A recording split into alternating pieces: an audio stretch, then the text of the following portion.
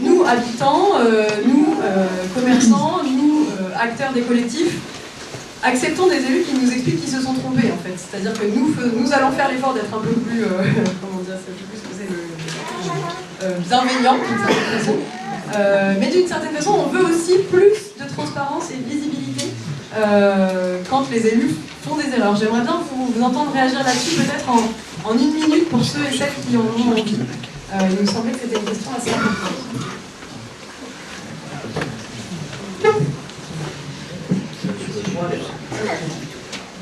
Nous, on pense qu'une erreur, c'est constructif, parce que quand on fait une erreur, on apprend, et je pense qu'il faut se mettre apprendre de ses erreurs. Donc, si on fait une erreur, il faut l'avouer, il faut prendre en compte pourquoi on a été mauvais, et comment faire pour plus être en échec. Voilà. Avant d'être en échec.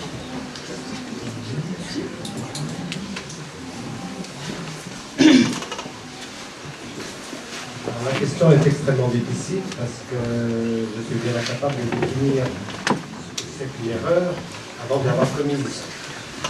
Pour pouvoir deviner que c'est une erreur, il faut que j'ai une référence, donc il faut que j'ai fait l'action.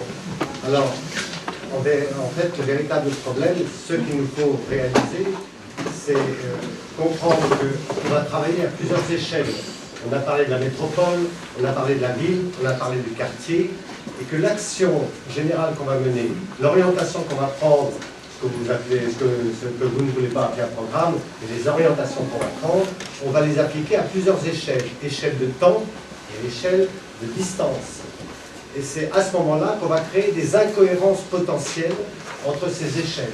Une mesure qu'on prendra à l'échelle de la métropole va peut-être poser un problème dans un quartier, et en revanche, dans ce quartier-là, quelque chose qui serait intéressant ne montera pas parce qu'on n'arrivera pas à le reproduire à l'échelle de la métropole suffisamment.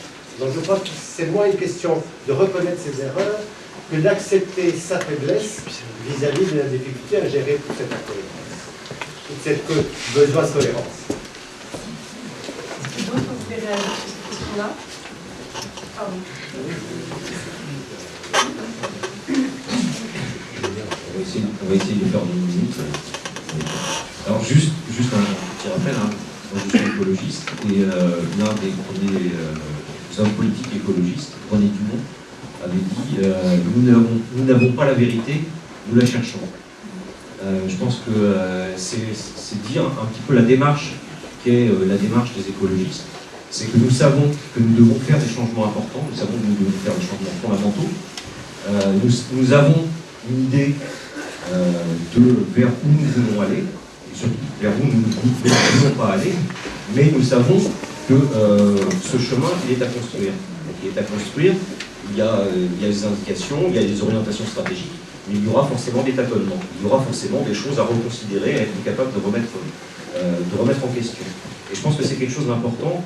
Et juste pour clôturer, je dirais qu'il y a un biais français, très français, qui est le culte de l'évaluation qu'on apprend dès l'école. On cache sa copie pour pas que le voisin regarde ce qu'il y a dessus, parce qu'on est noté sur sa note à soi. Et je pense que ce regard de la prétention à l'infaillibilité que peuvent avoir certains, ou certaines, vient de là. Donc voilà, je me mets à... Bien, cette question, moi je la considère comme vraiment très importante, parce que c'est pas une habitude, probablement française et probablement encore plus locale. Je l'ai dit, l'élection municipale, c'est pas un blanc-seing qui est donné aux élus. Et donc accepter de faire des erreurs, ou à tout le moins de se remettre en cause, et cela suppose y compris des outils. J'en ai évoqué quelques-uns, conseil consultatif, méthode de co-construction. Eh bien, je pense que c'est une force pour progresser collectivement dans le bon chemin. Eh bien, moi, si demain on me dit, Marc Wattanea, maire de Brest, tu as fait une erreur, ben oui, il faut que j'analyse cette erreur. Donc, ne pas la reproduire, et puis 2, aller plus loin dans cette dynamique territoriale que nous voulons produire ensemble. Donc, elle est essentielle, cette question. Et de manière plus générale, je crois d'ailleurs qu'il faut qu'on accepte dans nos politiques publiques, au-delà de la seule question des élus, l'expérimentation, donc le droit à l'erreur. Parce que c'est comme ça qu'on crée des territoires d'innovation et de richesse. Essayons, si ça réussit, tant mieux, on poursuit. Si ça échoue, c'est pas grave, on rebondit. Merci, est-ce qu'il y a...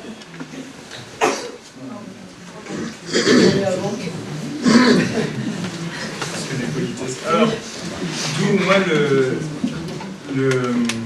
la question centrale ici, c'est d'où vient le pouvoir? C'est-à-dire le droit à l'erreur, d'accord, mais je veux dire, le pouvoir, il vient avant tout des citoyens, c'est ce que je disais tout à l'heure par rapport à la responsabilité. Et donc ce avec quoi il faut nécessairement en terminer, c'est les luttes d'honneur de leçons. Si effectivement les citoyens disent bah, ça n'a pas marché, etc., bah, faut d'abord être dans une posture, j'ai envie de dire, d'humilité presque, pour dire bah, effectivement, n'oublions pas que le pouvoir il vient de la personne qui nous dit ça. Et ensuite, sur la culture généralisée, il faut différencier la culture généralisée de l'évaluation, qui n'est pas française, qui vient du néolibéralisme anglo-saxon, de la culture, elle, française et républicaine, de la responsabilité des élus. C'est-à-dire les élus, je le dis, je le redis, doivent être responsables. C'est-à-dire qu'il y a erreur et erreur. Si vous vous trompez, d'accord, si vous trahissez les principes sur lesquels vous avez été élu, eh bien, il faut pouvoir, c'est une proposition que j'ai déjà évoquée, mais je le redis, il faut pouvoir être révoqué. Enfin, du coup, il faut que les citoyens puissent, parce que c'est pas dans ce sens-là.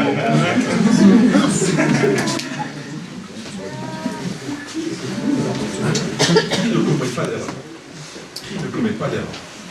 Et après, ce qui peut paraître une erreur pour certains, ne l'est pas pour d'autres. Une erreur, ce n'est pas une erreur en soi. Ce que je pense, c'est que dans la gestion de nos collectivités publiques, il faut prendre le temps de la réflexion, le temps de l'analyse, et après le temps de la décision, qui est très long. D'ailleurs, je le dis pour celles et ceux qui souhaitent devenir maire de Brest, il n'est pas souvent le mandat de 6 ans. Entre le moment où vous appuyez sur le bouton et le moment où c'est fait, c'est bien plus de 6 ans. Je pense par exemple, pas seulement, mais au Théâtre des Capucins. Alors moi, je l'avoue, j'ai commis une erreur. Je vais le dire, je l'ai d'ailleurs reconnu au conseil l'autre jour, j'ai respecté mes engagements. J'aurais dû augmenter le taux de taxe d'habitation en 2017, puisque la compensation organisée par le budget de l'État tient compte des taux votés en 2017. C'est la prime aux mauvais élèves, si je puis dire. On aurait augmenté les taux de taxe d'habitation en 2017, et la compensation promise par l'État pour les années qui viennent aurait été supérieure à cette prime. Donc quoi, les engagements parfois. D'où le fait que finalement un programme, on y revient, est-ce que c'est pas un peu obsolète? Tout le monde a... C'est bon? Alors, je vous propose qu'on passe à la deuxième séquence.